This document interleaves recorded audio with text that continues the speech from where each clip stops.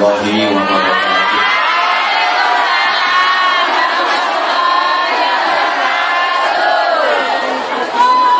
Bismillahirrahmanirrahim. Alhamdulillah. Nahmaduhu wa nasta'inuhu wa nastaghfiruh wa nu'minu bihi wa natawakkalu alayhi wa na'udzu billahi min shururi anfusina wa min sayyiati a'malina. Man yahdihillahu fala mudilla lahu wa man yudlilhu fala hadiya lahu. Asyhadu an la ilaha illallah wahdahu la syarika lah wa asyhadu anna Muhammadan abduhu wa rasuluhu la nabiyya ba'dah.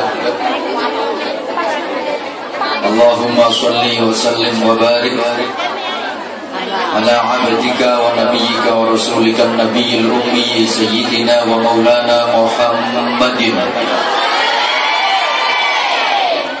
wa ala alihi wa ashabihi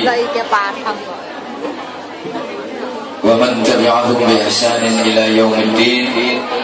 Subhanaka la ilma lana illa ma 'allamtana innaka antal alimul hakim. Rabbi shrah li sadri wa yassir li amri wahlul 'uqdatam min lisani yafqahu qawli waj'al li waziran min ahli. Amma ba'du.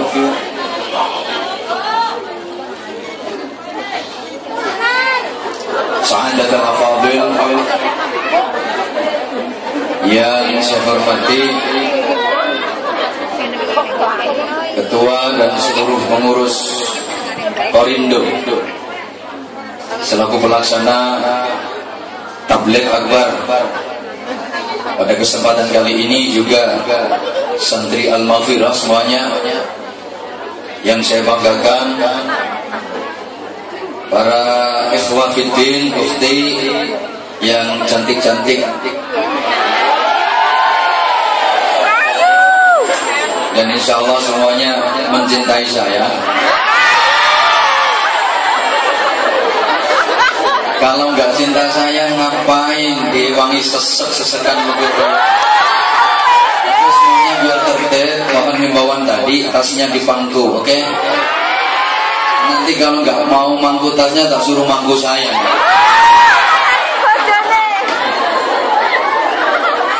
Alhamdulillah.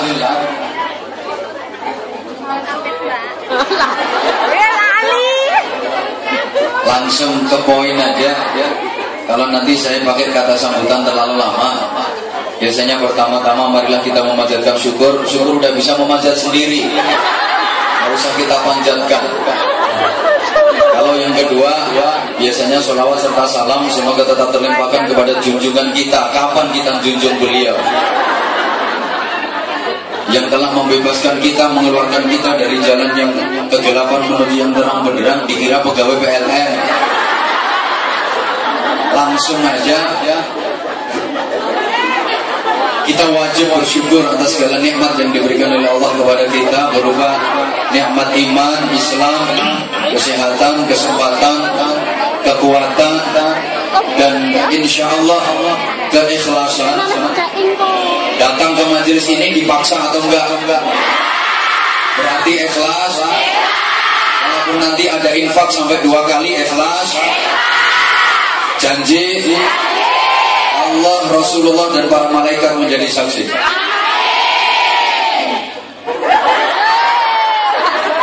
Ini dia nih seneng ini. Jamaahnya seneng. Subhanallah.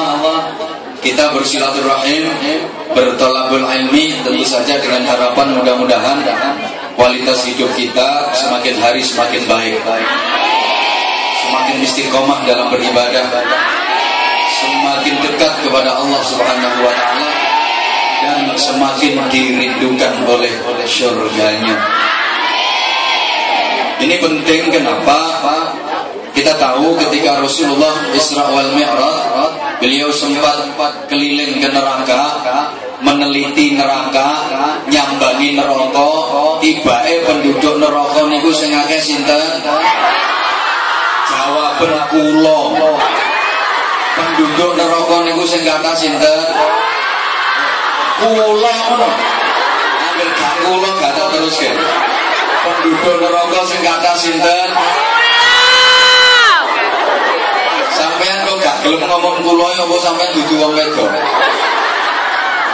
Oke.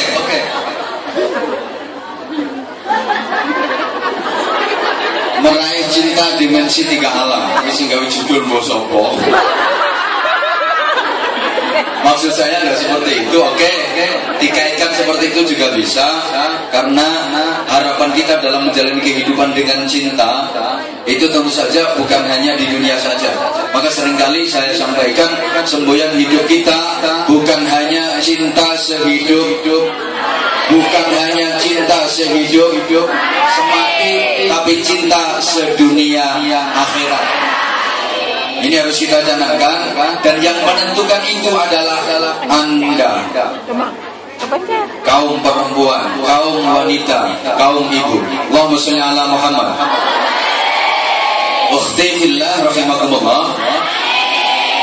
Kaum wanita, kaum perempuan atau kaum ibu di dalam perkembangan sejarah memang mengalami pergulatan yang luar biasa, pergolakan yang luar biasa, menggemparkan dunia. Halo. Pada masa jahiliyah itu masa biyen. Wanita itu tidak ada nilainya. Bahkan wanita jauh lebih murah daripada segenggam pasir. Di masa jahiliyah dulu, wanita itu turasu wa tuhabu wa tuba'u wa turhanu. Wanita bisa diwariskan, bisa dihadiahkan, bisa dijual belikan, bisa digadaikan, dan banyak dijadikan sebagai bahan taruhan dalam perjudian. Diomongi wow. Di zaman jahiliyah dulu, wanita itu bisa diwariskan. Dulu istrinya bapak, begitu bapaknya meninggal, langsung diwaris sama anaknya, jadi istrinya anak. Rumah nasi aja mosak-mosok. Yang dulu istrinya mbah bisa menjadi istrinya cucu, karena memang wanita sama dengan benda, bisa diwaris secara turun-menurun. Wanita bisa dihadiahkan. Jadi ono wong dolen nang omahe kancae, mulih kon tak kei hadiah nyok bojoku gawon. Itu biasa. Wanita dijual belikan dengan bebas. Jadi di pasar-pasar akeh dodol cewek. Cewek 1.300, 1.000. Cewek selawe geblek dhewe. 1.000 biasa, lebih murah daripada segenggam pasir. Wanita kok cewek bisa digadaikan. Jadi tempat ganti duit, itu wong wedok digadekno, dijadikan bahan taruhan dalam perjudian. Subhanallah. Bangsa Athena, tahu Athena? Hah? Athena itu muni lu ngalor terus. Pokoknya yang becak paling 5 tahun dah kamu.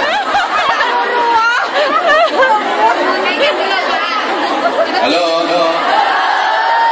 Pada waktu itu termasuk bangsa yang peradabannya maju. Bangsa Athena yang katanya maju peradabannya pada waktu itu pernah mengadakan sebuah simposium. Ngerti simposium? Gak tahu. Sabane luar negeri kantor. Mengadakan sebuah seminar, tapi aku rapat setuju kata seminar. Iya, seminar. Nah kalau semi itu agak-agak, nar itu api, agak-agak api, jadi agak-agak neraka. Dan di sini panas-panasan. Kalau semi agak-agak nur cahaya, ganti semi nur. Tapi karena ini memang judulnya panas-panasan waktu itu, bangsa Athena sekarang jadi Yunani. Dulu paling maju peradabannya, pernah mengadakan sebuah musyawarah internasional, simposium dengan materi. Dalam seminar itu materinya, wanita manusiakah dia?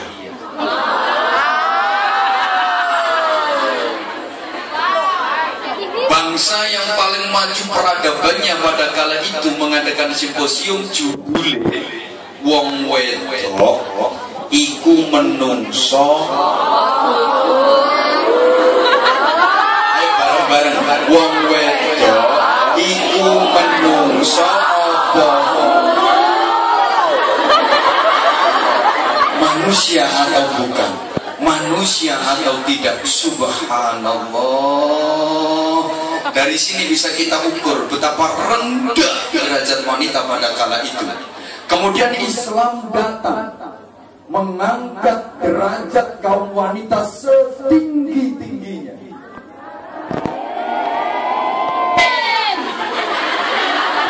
Sampai Rasulullah Shallallahu Alaihi Wasallam bersabda,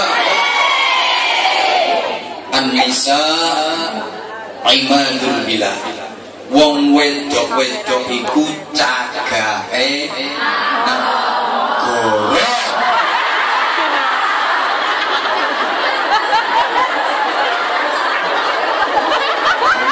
Dewe tell me.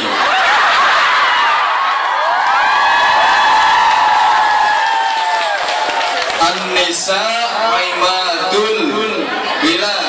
Wong wedok-wedok iku cagake. Wanita itu adalah tiang negara, ane wong lanang mek tiang jaler.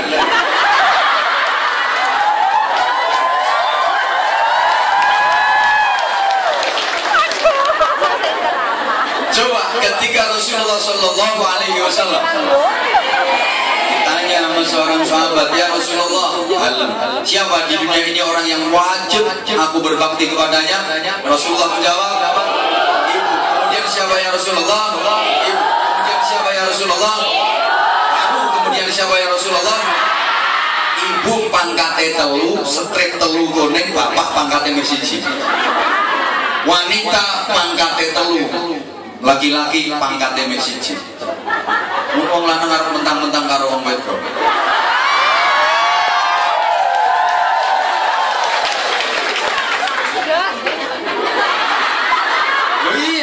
Wanita itu pangkatnya telu, laki-laki pangkatnya cuma satu. Coba berapa harga laki-laki?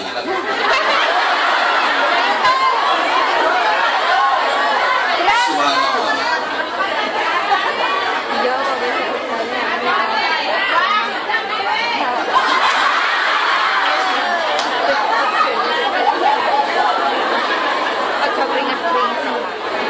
Dalam sebuah hadis yang lain, Rasulullah mengatakan lebih ekstrim lagi. Ngerti ekstrim gak? Mesti mau es krim.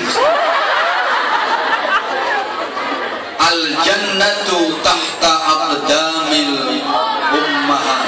Surga itu di bawah telapak kaki. Ya Allah, swarga itu di ngisor gelamaan sikile wong wedok. Gak ono hadis ayat Quran sing nerangne ndek ngisore sikile wong lanang gak ono. Luar biasa. Islam dalam mengangkat harkat wanita nggak tanggung-tanggung sampai swarga itu dia ngisor gelamaan sikile wong wedok. Mbak, coba perhatikan gelamaan sikil jenengan. Ada apa di situ? Kapal, dan kapal itu yang akan berlayar membawa sampai menuju ke surga. Anak saya, si Bima, begitu diajar gurunya di sekolahan hadis ini, sampai rumah malam-malam, itu sikile ibu itu buaya. Santri sak pondok yang guyu kabeh. Dadi sikile ibu itu dicekel, sesuk bukti swarga niku.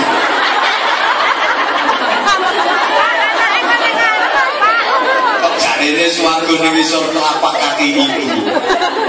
Ini anaknya ganteng itu. Ya Allah,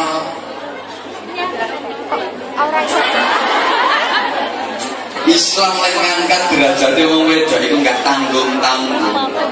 Maka kemarin sempat saya sampaikan, jangan pernah meremehkan perempuan, meremehkan wanita. Banyak kalangan menganggap bahwa wanita itu adalah makhluk yang lemah, betul? Tapi di balik kelemahan wanita tersimpan kekuatan yang sangat dahsyat yang tidak dimiliki oleh laki-laki. Wong lanang sagede-gedene wong lanang kena wong wedok buntal.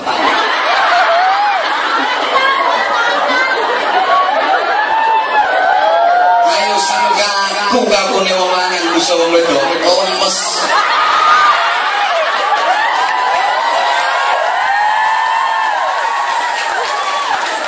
Pikiranmu mesti terus. Sorry, jalan pikir saya tidak sama dengan Anda. Pikiranku bersih, gak banyak.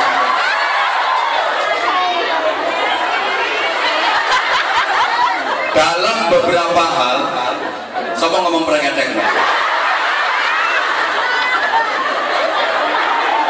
Ternyata kata-kata perkedek sudah mendunia. Halo, halo. Dalam beberapa hal memang wanita itu punya kelebihan dibanding laki-laki. Oh, memang lek dibanding no secara zahiriah, wong lanang karo wong wedok koyoke menang wong lanang, koyoke. Apa bapak wong lanang? Betot-betote betot wong lanang. Gagah yo gagah. Rosone roso. Emblek-embleke yo emblek. Gede-gedene kaya gede. Dawane yo dawa. Tapi prakteke kuat wong wedok timbang wong lanang. Luwih kendel wong wedok timbang wong lanang. Wanita itu lebih berani daripada laki-laki. Oke, kalau tidak percaya, kaos, celana itu pakaian laki-laki, rok, BH pakaian wanita. Kaos, celana pakaian laki-laki, wong wedok kon celonoan kon kaosan wani. Itu padahal pakaian laki-laki. Ayo coba Pak Imran suruh pakai BH.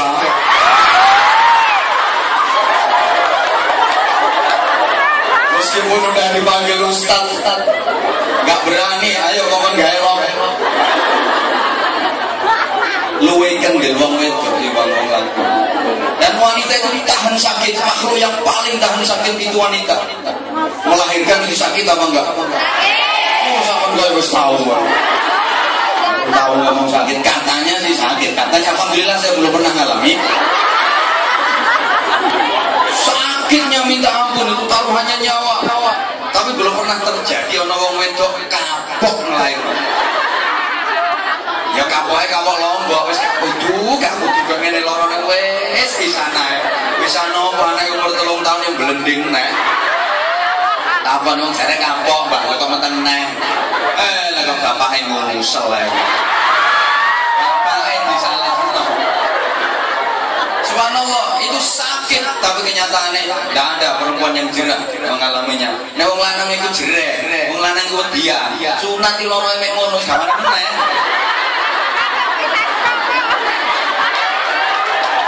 Sekali seumur hidup wis gak wani wis kapok temenan. Halo. Memang coba jangan heran karena wanita itu kuat, maka banyak istilah-istilah yang dipakai itu perempuan bukan laki-laki. Ono kacang, ono bayem, kangkung, api-api, diarani ganteng-ganteng apa ayu-ayu. Ayo, subhanallah. Negara kita Indonesia itu disebut Nusantara disebut ibu pertiwi bukan bapak pertiwi. Bapaknya ada. Dari yang paling 5 ini kanggo ngelentok jempolan. Ini namanya ibu jajiri. Bapaknya kemana? Nah ada pusat pemerintahan itu ibu kota. Bapak kota gak ono. Halo. Sampai ada hari besar nasional diperingati oleh Indonesia. Namanya hari ibu, hari bapak. Gak ono sing kudu merengeti. Halo. Mungkin gini, kita bakatnya di Indonesia.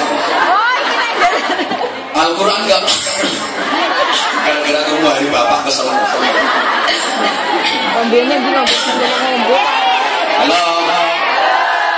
Kalau di Al-Quran itu kalau dirangkum, kalau diringkes, terkumpulnya dalam suratul Fatihah. Itu disebut Ummul Kitab, Ummul Quran. Abul Kitabnya tidak ada.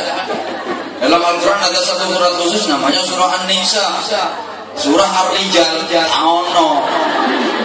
Banyak hal yang perempuan menang dibanding laki-laki. Wanita lebih sabar, hatinya lebih halus, lebih telaten. Telaten, betul? Wanita juga sabaran. Makanya dikongkon gaya Jamia, disuruh bikin organisasi kayak gini. Subhanallah, wanita itu lebih sukses, lebih berhasil. Kalau di Nahdlatul Ulama ada fatayat, ada muslimat, maju jalan, tapi muslimun nih gak kira melaku. Tidak ada. Organisasi itu rata-rata sih ngebei wong wedok-wedok. Saya itu ngaji alhamdulillah udah keliling Indonesia. Itu rata-rata setiap pengajian itu jamaahnya yang banyak ya kaum ibu. Entah karena dia mencintai aku, entah gimana. Tapi memang kenyataan bahwa perempuan itu lebih oke dibanding laki-laki kalau urusan seperti itu. Wong itu luwih telaten, luwih sabar. Makanya oleh Allah tiap bulan dikasih tamu untuk dirawat. Namanya Hai. Enggak ngerti yang men nih loh men. Baik menstruasi maupun mencret. Telaten rambutnya nunggu tinggal siti. Ini suci apa durung lo saya menjalankan jalan diri. Lo ini masih ini darahnya gini suara telaten. Saya nggak bisa bayangkan andaikan Mas Angga head nih guys.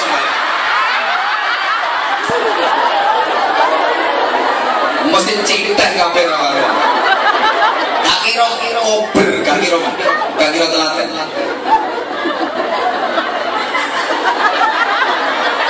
Halo. Aku ki dirungono ora terus ya.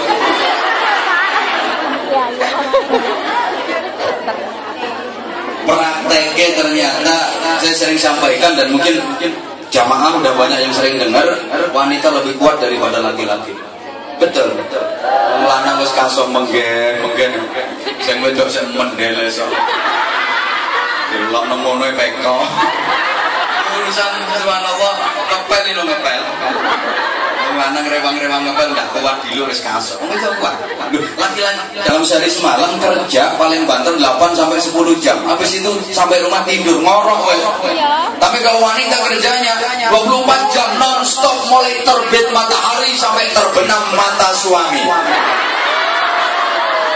Iya betul. Mulai terbit matahari sampai terbenam mata suami. Apa maneh dua anak cilik kayak ngemiki.